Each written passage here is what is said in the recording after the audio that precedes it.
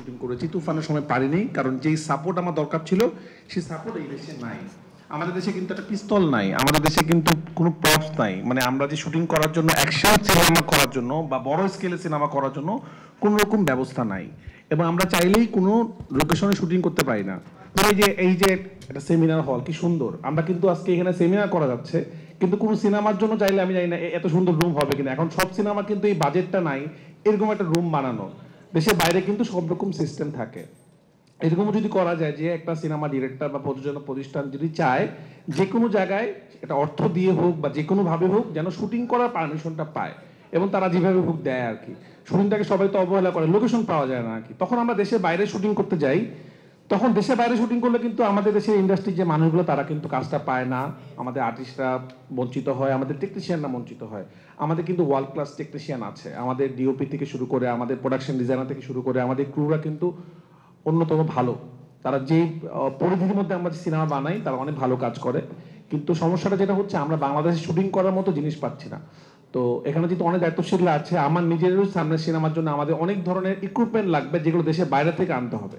তা আমরা এখনই টেনশন করতেছি আসলে এগুলো আমরা কিভাবে আনবো।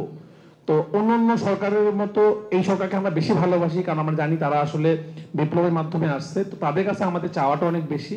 আমি আপনাদের মাধ্যমে দাবি করব যে ইমিডিয়েটলি যারা সিনেমা এখন বানাচ্ছে, হল মালিকদের অবস্থা যখন খারাপ, মানে সংস্কারটা করতে করতে যদি 2 বছর লেগে যায়, 2 বছরে বাকি হলগুলো বন্ধ হয়ে যাবে আসলে। তো এই 2 বছর যেন হলগুলো চলতে পারে সেগুলোর জন্য আপনারা একটু ব্যবস্থা নেন। আর এই আয়োজনটা যারা করেছেন তাদেরকে আবারও ধন্যবাদ জানাচ্ছি, তারা অনেক কষ্ট করেছেন, তারা সুন্দর একটা জিনিস বানিয়েছেন যেটার সাথে আমরা আসলে একমত। এবং প্রথম দাবিটার সাথে আমি বেশি একমত, কারণ চলচ্চিত্র নিজস্ব মন্ত্রণালয়, আজকে চলচ্চিত্র নিজস্ব মন্ত্রণালয় যদি থাকতো এত কিছু করতে হতো না, আসলে আমাদের দ্বারা দ্বারা ঘটতে হতো না। তো এই উদ্যোগটাকে আমি সাধুবাদ জানাই, এবং আমি আশা করব, আশাই করে যাচ্ছে অনেক বছর ধরে, যে একসময় আমাদের সিনেমা ঠিকঠাক হবে এবং আমরা এই সংস্কার করতে পারবো। কিন্তু আমরা এরকম বারবার সেমিনার করি এবং সবকিছু ভুলে যাই, আমরা অনেক আশা নিয়ে আসি কিন্তু আলটিমেটলি পূরণ হয় না। তো এইবার আমরা দেখব যে এই সরকার আমাদেরকে, মানে আমাদের কতটুকু পূরণ করে। তো এটা আমরা চেয়ে আছি, আমরা অনেক আশা নিয়ে বসে আছি যে আমাদের সিনেমা ঠিকঠাক হবে, আমরা ভালো মতো সিনেমা বানাতে পারবো, দর্শক সিনেমা দেখতে চায়, দর্শককে আমরা সিনেমা দেখাতে পারি না। তো আপনাদের যেন আমরা সহজ করে দেন, যেহেতু এত কমেডিগুলো হয়েছে এবং কমেডিগুলো কিন্তু এমনভাবে হয় নাই যে অন্য গ্রহের কেউ আসছে, ফিল্ম মেকারদের থেকে কিন্তু কমেডি হয়েছে।